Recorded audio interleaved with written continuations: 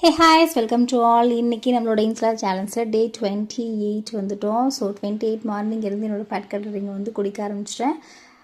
நல்லா இஞ்சி சீரகம் பட்டை அதெல்லாம் போட்டு நல்லா கொதிக்க வச்சு வடிகட்டி லெமன் ஹனி கலந்து குடிக்கிறது தான் ஃபேட் கட்டர் ட்ரிங்க். அது குடித்து முடிச்சு ஒர்க் அவுட்டும் பண்ணிட்டேன். ஸோ பயங்கரமான குளிர் எங்கள் ஊர்லலாம். அவங்க ஊர் எப்படி இருக்குன்னு சொல்லுங்கள். ஸோ குளிர்னால பெருசாக எனக்கு ஸ்வெட்டிங் வரல. பட் என்னோடய ஒர்க் அவுட்டை நான் சூப்பராக முடிச்சுட்டு இன்றைக்கி என்னோடய கேலண்டர்லேயும் வந்து நோட் பண்ணிட்டேன்.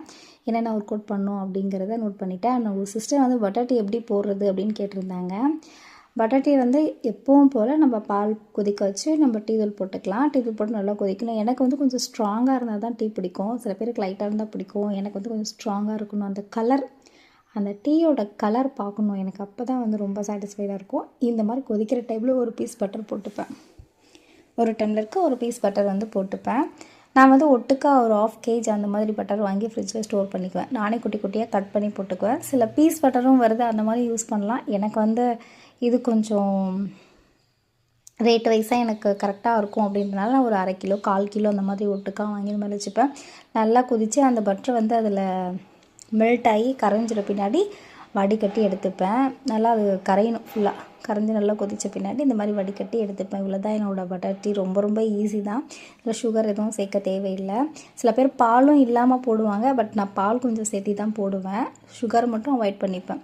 ஸோ என்ஜாய் பண்ணி நான் குடிப்பேன். கண்டிப்பாக இது வந்து ஒரு 3 ஹவர்ஸ்க்கு உங்களுக்கு பசியே எடுக்காது. ரொம்ப எனர்ஜியாகவும் இருக்கும். நல்லா வேலை செஞ்சுட்டே இருக்கலாம். ஸோ இந்த மாதிரி என்னோடய வீட்டு வேலையும் முடிச்சுட்டு அண்ட் வந்து மிட் மார்னிங் ஸ்நாக்காக இன்றைக்கி வந்து சப்போட்டா பழம் எடுத்துக்கிட்டேன். நான் இன்றைக்கி வந்து கடையில் எனக்கு சரியான வேலை, செம்ம ஒர்க் இருந்துச்சு. அதை நான் முடிச்சுட்டு இருக்கும்போது அப்புறம் வந்து ஒரு கப் ஆஃப் டீ எடுத்துக்கிட்டேன். ஒரு 1/2 டம்ளர் டீ எடுத்துக்கிட்டேன். இந்த டீயில் வந்து ஆனால் சுகர் இருந்தது. அந்த கடையில் வந்து கஸ்டமர்லாம் இருந்தாங்க. ஸோ அவங்களுக்கெல்லாம் பேசிகிட்டு இருக்கும்போது டீ ஆர்டர் பண்ணாங்க. அந்த டீயில் நான் ஒரு 1/2 டம்ளர் எடுத்துக்கிட்டேன்.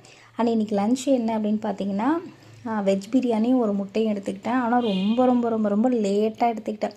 கிட்டத்தட்ட 4:30 பக்கம் ஆகிடுச்சு. நான் லன்ச் எடுக்கும்போது இந்த மாதிரி டைமை வந்து ஸ்கிப் பண்ணி எடுக்கவே எடுக்காதீங்க. முடிஞ்ச வரைக்கும் கரெக்டான டைமில் எடுத்துருங்க. 4:30 போல் தான் நான் வந்து லன்ச் எடுத்துக்கிட்டேன். செம்ம பசியாக இருந்தது.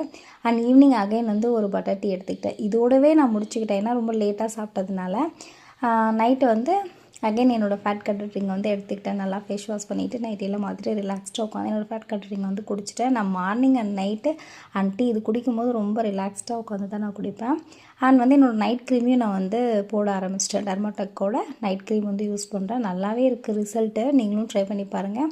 அந்த கொஞ்சம் சின்ன டப்பாவே கிட்டத்தட்ட வந்து எனக்கு ஒரு 1 மந்த் பக்கம் வரப்போகுது. ஸோ ரேட் வைஸும் நம்ம ஓகே தான் சொல்லலாம். 100 ருபீஸ்க்கு வாங்கணும். 1 மந்த்துக்கு 100 ருபீஸுங்கிறது ஓகே தான்.